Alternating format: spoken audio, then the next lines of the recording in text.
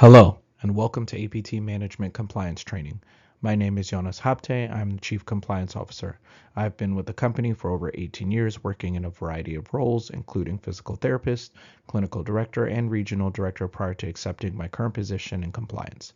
I can be reached by calling our headquarters office at 410-553-9686 or emailed at yhabte@aptmanagement.com. This compliance training will review the important sections from APT's Code of Conduct located on APT's employee portal, but it is everybody's responsibility to read and understand the context of the entire Code of Conduct.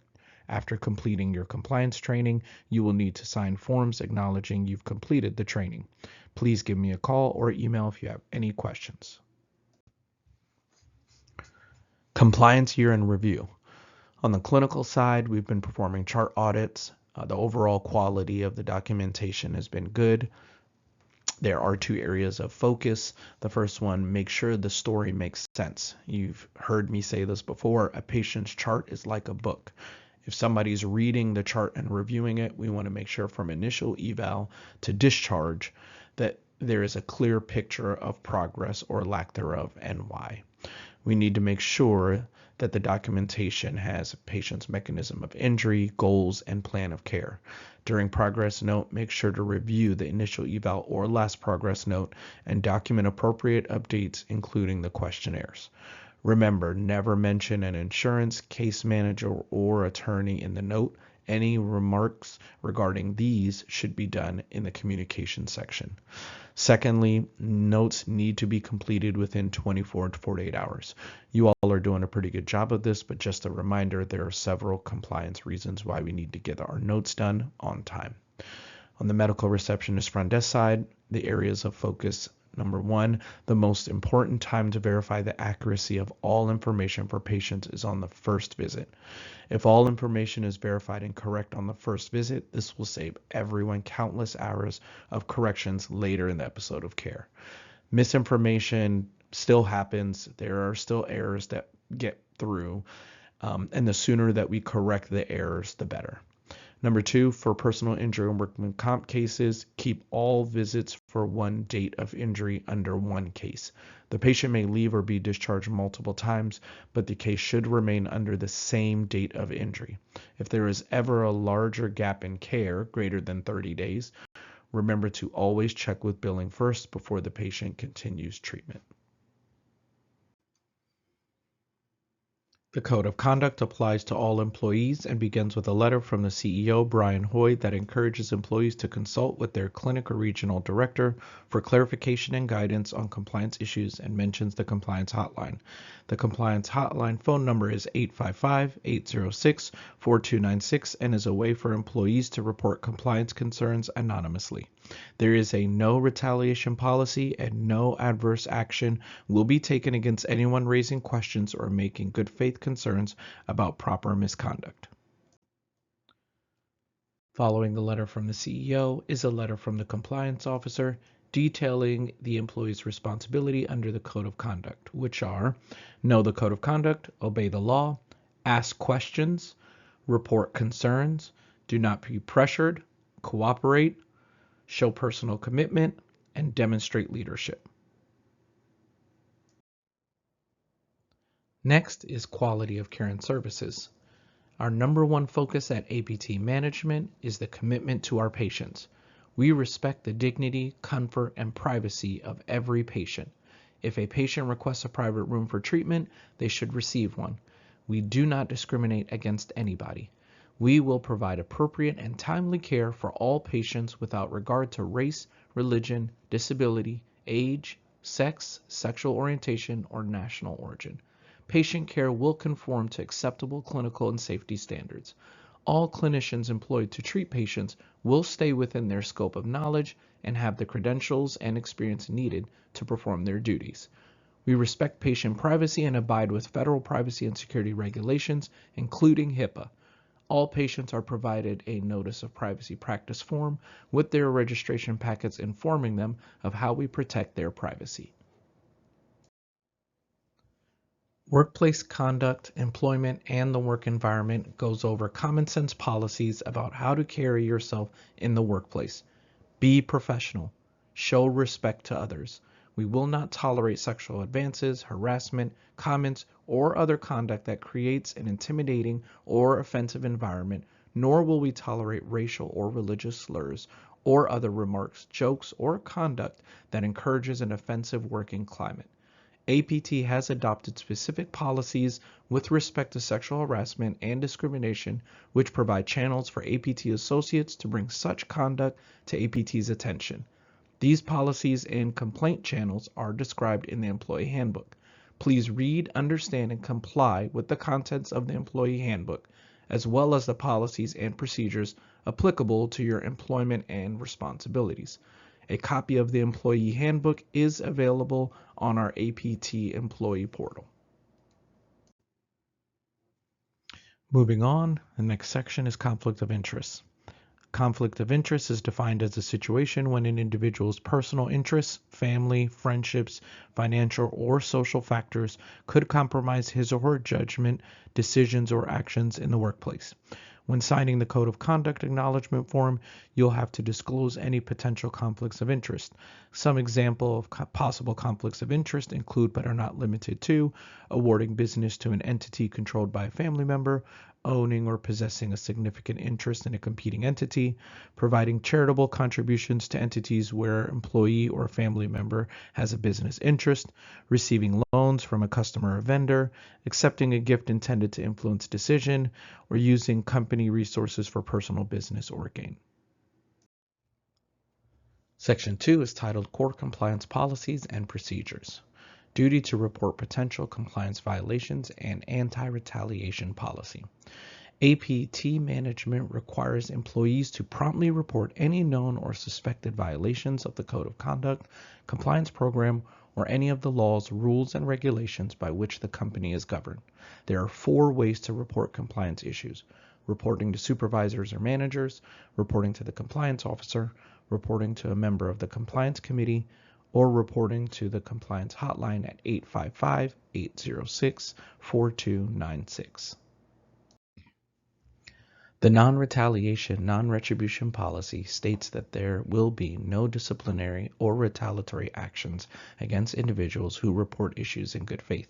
Good faith means the individual believes the potential violation actually occurred as he or she is reporting it. The non-retaliation, non-retribution policy does not allow employees to avoid punishment for reporting their own violations. However, self-reporting may be taken into account when determining disciplinary actions. Employees who believe they have been retaliated against for reporting violations should report the retaliation as soon as possible to their supervisor, clinic director, compliance officer, a member of the compliance committee, or the compliance hotline. Section 2.5, responding to government inquiries and investigations. This is a very important section that needs to be read by everybody. There is a quick reference guide found at the end of the section. It is company policy to fully cooperate with reasonable requests of government officials. If at any time an investigative demand letter, subpoena, or search warrant is received by an employee, the individual must immediately notify the compliance officer. If the compliance officer cannot be reached, the individual must immediately notify the HR director and president by calling the HR admin office at 410-553-9686. Employees or independent contractors should not release or copy documents in connection with or in response to an investigative demand letter, subpoena, or search warrant without the authorization of the compliance officer. No employee may remove, alter, create, or destroy documents or records, including but not limited to paper or electronic records, in anticipation of or during an investigation. If an investigator or other government representative appears in person, employees should request to see identification and business card or badge. A staff member should then call the government's representative's office to confirm their identity and authority. Staff should provide this information to the compliance officer as soon as possible. A search of the company's premises may not be conducted without a search warrant.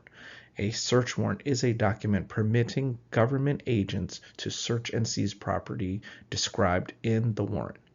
If an official shows up with a search warrant, you should ask for a copy or permission to make a copy and immediately provide to the compliance officer. Once a valid search warrant is provided, APT management employees may not stop the search. While the search is being conducted, a staff member, ideally a supervisor, needs to be appointed to communicate with the government representative and keep a detailed list of all documents seized or copied. Detailed notes must also be kept of all records inspected but not seized, and note any conversations between government representatives and employees. If any records are seized, the staff member in charge should request that the records be copied first. If they do not allow you to make the copies, call the compliance officer. If they request to seize computers, ask if you can copy all files first. Employees are required to answer questions concerning the location of documents, but they do not have to answer any other questions. You may tell the government official that you prefer to wait until you have counsel present before answering questions. If you are asked to sign an affidavit of any kind, explain that you are not authorized to sign any document prior to review by APT Management's legal counsel. If you are asked to consent to an interview, you have the right to schedule the interview at a later time, and you also have the right to decline the interview. Employees are entitled to have a company representative present with them during the interview, and the company will arrange to have the company's attorney present during questioning at no cost to the employees. Under no circumstances are you either directly or indirectly ever to alter or destroy documents that are the subject of the investigation or inquiry. Remember, always be truthful and courteous, but know your rights. Fraud and Abuse Prevention, Section 2.6, APT is committed to comply with all state and federal laws, only bill for medically necessary services provided to patients. Any errors in procedures or units billed need to be corrected and brought to the attention of the billing department so corrective claims can be submitted and refunds issued for any overpayments. Discipline and Incentive Program. Employees found to have committed violations of the Code of Conduct, Compliance Program, or state and federal laws will be subject to appropriate disciplinary action up to and including termination of employment or contractual relationship. Section 3, Maintaining Appropriate Financial Relationships. Meals, Gifts, and Entertainment, Section 3.1. This section details how meals, gifts, entertainment, and other benefits may be issued to actual or potential physician referral sources and their immediate family members. The value of all meals, gifts, and entertainment or other benefits should be recorded and tracked on the calendar year. Limit is adjusted yearly, and the benefit limit for 2024 is $507. It is company policy that staff members are not allowed to accept cash or cash equivalents, such as gift cards, at any time from patients or referral sources. Staff can accept most gifts, such as food, gift baskets, or flowers, if they are under $25 in value, or can be divided among staff so they don't exceed $25 in value per staff member. Financial arrangements with referral sources, Section 3.2. Any and all financial arrangements, potential or actual referral sources, need to be in writing for fair market value for a term of at least 12 months and approved by the Board of Directors in advance. Company policy is that no gifts or services are to be provided to current or potential patients or their family members in exchange for the referral of their care. Section 4, Billing, Reimbursement, Patient Care, and Documentation of Services. We will first address billing and reimbursement, followed by patient care and documentation. Section 4.1, Billing and Reimbursement. All services provided to patients need to be medically necessary and rendered with the highest level of quality care. Claims for services provided need to accurately reflect the procedures, time, and units prior to submission for payment. Patients' accounts are reviewed for overpayments. Overpayments from federal payers, including Medicare and TRICARE, need to be refunded or have retraction request issued within 60 days of identification, and the compliance officer needs to be notified of any overpayments from federal payers. Section 4.2, Financial Hardship. Financial hardship is the only instance where we can waive copays, coinsurance, and/or deductible amounts for an in-network insurance. This is an unadvertised policy that is only offered upon request of patients experiencing financial hardship. Patients must complete the financial assistance worksheet located at the end of this section, and it must be submitted and approved by the compliance officer before we can waive any patient responsibility. The patient must submit proof of financial hardship that can include pay stubs or W-2s, and submitting the worksheet is not a guarantee that a waiver will be provided. Prohibited conduct regarding patient financial responsibility. Under no circumstances will employees advertise that private insurance or Medicare is accepted as payment in full. When verifying benefits, insurance companies always provide the disclaimer that benefit verification is not a guarantee of payment. Under no circumstances will employees advertise that patients will not incur any out-of-pocket expenses. Under no circumstances will employees routinely use financial hardship forms which state that the patient is unable to pay copays, coinsurance, and/or deductible amounts. Under no circumstances will employees charge Medicare beneficiaries higher amounts than those charged to other persons for similar services. The company has one fee schedule charged to all patients regardless of their insurance. Under no circumstances will employees fail to collect copayments, coinsurance, and deductibles from a specific group of patients for reasons unrelated to financial hardship, such as to obtain referrals or induce patients to seek care with the company. Under no circumstances will employees fail to make reasonable collection efforts to collect a patient's balance. Patient care and clinical documentation. All therapy services need to be documented and medically necessary. Therapy services performed by assistants need to be performed according to the therapist's plan of care. For federal payers such as Medicare Part B and TRICARE, therapy services must be performed under the supervision of a physical therapist. Services that do not require the performance or supervision of a therapist are not skilled and are not considered reasonable or necessary services. There must be the expectation that the patient's condition will improve in a reasonable period of time. Amount, frequency, and duration of the services must be reasonable under accepted standards of practice. Physician referrals. Scripts and primary care physician referrals are different.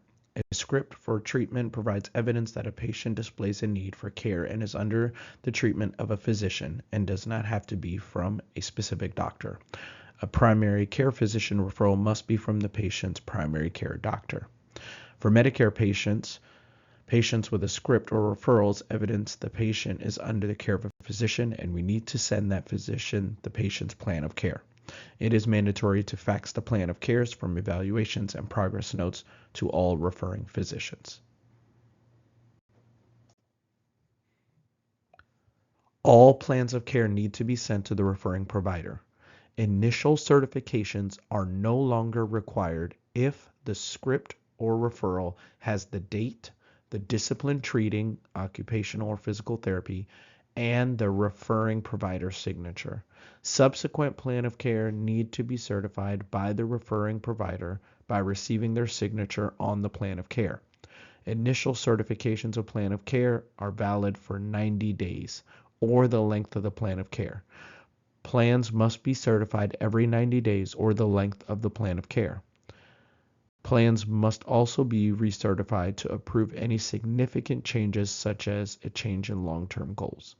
All attempts to have Medicare plans of care signed need to be documented to account for delayed certification. Documentation requirements, Section 5.5. Evaluations need to document medical necessity and include the diagnosis, subjective impressions of the patient's current functional status, objective measurable data, assessment scores, and the plan of care. In general, it is best practice to complete a progress note every 30 days.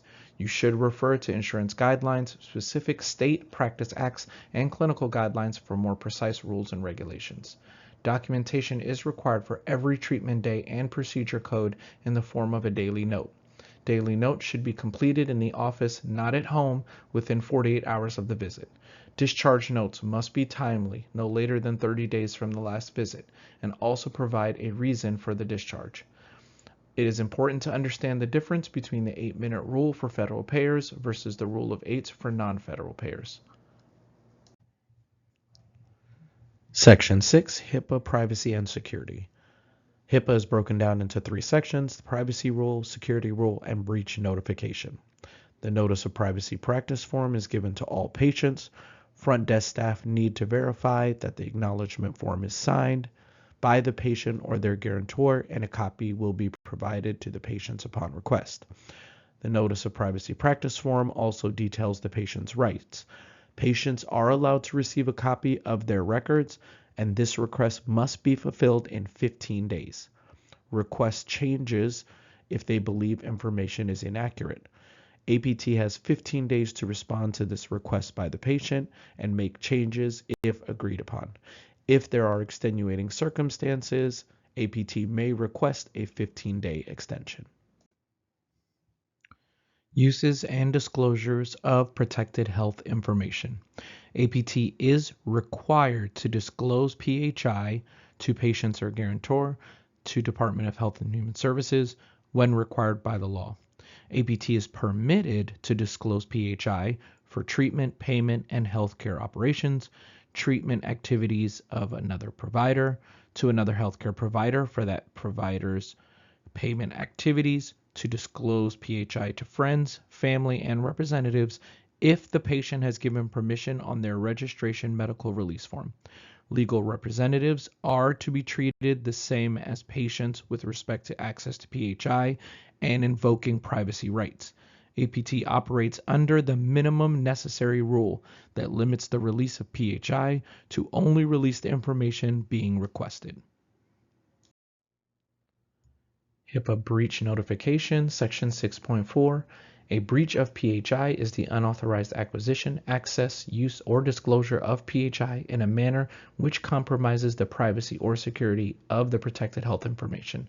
The compliance officer should be immediately notified if a breach of PHI is noticed or suspected. Cybersecurity and the HIPAA security rule. The security rule ensures information is not available or disclosed to unauthorized people, ensures information is not altered or destroyed in any unauthorized manner, and it ensures information is accessible and usable on demand by authorized personnel only. There are three safeguards under the HIPAA security rule: administrative, physical, and technical. Administrative safeguards are internal policies and procedures that protect patient health information. Physical safeguards protect electronic health information from unauthorized access or national disaster. And technical safeguards provide solutions used to protect electronic health information. Phishing is the fraudulent practice of sending emails under the guise of a legitimate or reputable organization. These emails fool the recipient into revealing sensitive information such as login IDs, encryption keys, credit card information, bank information, or patient information, just to name a few. Being able to differentiate between phishing and legitimate emails is key. We have seen an increase in the number of these phishing emails. When attempting to spot a bad actor or phishing email, here are some things to look for. Emails that come from an unfamiliar sender. When replying, the email does not get directed back to the address it was sent from. Subject includes excessive exclamation marks. Contains generic greeting. Requires the disclosure of a password and or login ID. Contains a link to an unfamiliar website. Includes an urgent call to action. Explains a dire consequence for not taking action. Contains spelling errors, poor grammar, or inappropriate capitalization of words. Contains unexpected attachments, and no contact information is supplied. If you are ever unsure if an email is legitimate, it is best practice to stop. Do not respond or click any links on the email, and contact your direct supervisor or the supposed sender by phone and receive verbal confirmation that the email is in fact legitimate. If the email is suspected to be a phishing email, immediately contact the compliance officer and IT help desk for additional assistance. Remember, it is always better to be safe than sorry. Congratulations, you have completed the 2025 annual compliance training. Remember to read through the entire Code of Conduct and APT policy binder available on the employee portal. Now, please log into the employee portal, Under the Compliance section, click Compliance Training, then Compliance Form. There you will find the Code of Conduct Acknowledgement Certification and Conflicts of Interest Disclosure Form. Read carefully. Check one of the boxes for number 7. List any conflicts of interest if checking the second box. After, you will electronically attest by typing your name, sign using your mouse, enter your job title, and click Submit. Thank you.